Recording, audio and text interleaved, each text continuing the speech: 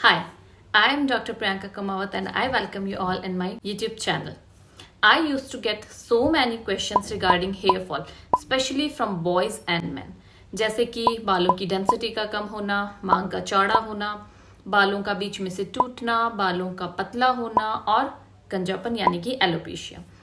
Actually आजकल की इस भाग दौड़ की ज़िंदगी में हम अपनी हेल्थ को मेंटेन रखने के लिए जिम वगैरह काफ़ी ज्वाइन तो कर लेते हैं, लेकिन stress, tension and unhealthy lifestyle को चाहकर भी हम दूर नहीं कर पाते हैं, जो अल्टीमेटली रीज़न बनता है हार्मोनल डिसबैलेंस रिलेटेड डिसऑर्डर्स का, और उसका एक सिम्टम होता है हेयर फॉल का होना।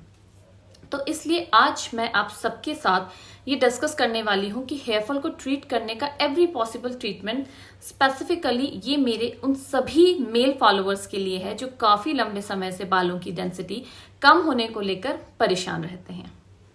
और वीडियो को एंड तक ज़रूर देखना, एज इसमें मैं आपको कुछ घरेलू इलाज भी बताऊंगी जो इस ट्रीटमेंट के साथ एड ऑन इफेक्ट देते हैं।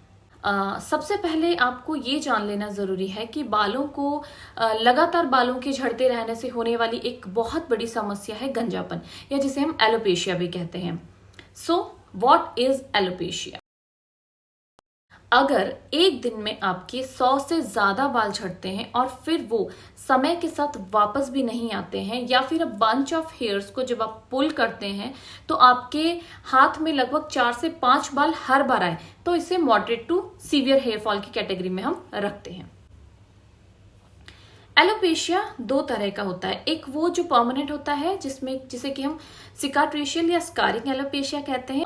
सर में कुछ भी लगाने या दवाई खाने से आप इसे ठीक नहीं कर सकते, क्योंकि इसमें हेयर फॉलिकल्स नष्ट हो जाते हैं और ये एक परमानेंट हेयर लॉस करता है। ये कुछ बीमारियों जैसे कि लाइकन प्लैनर्स, एसएलई, ट्रॉमा या सर के इन्फेक्शन की वजह से भी हो सकता है, और इसमें आपके सर की स्किन एकदम चिकनी आपको दिखाई देने लगती है।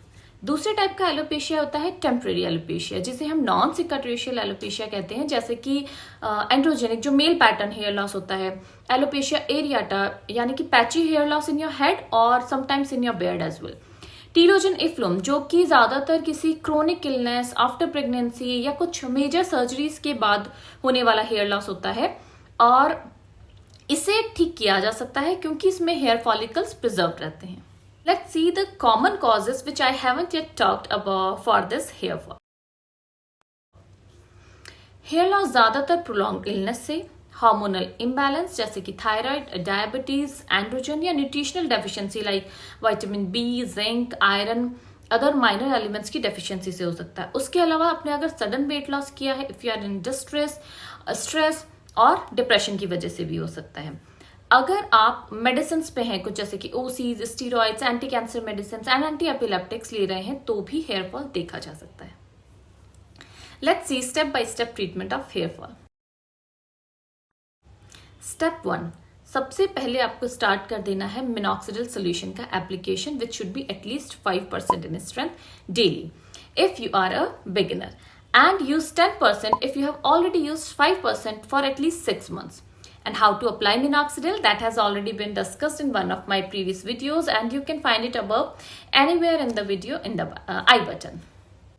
Secondly, after applying minoxidil, you have to start taking antioxidants like this, which contain biotin, zinc, and other minor elements and multivitamins, which will make your hair strength more strong and thick against any kind of breakage. And you have to take finasteride tablets of 1 mg per day for men and 2.5 mg per day for women.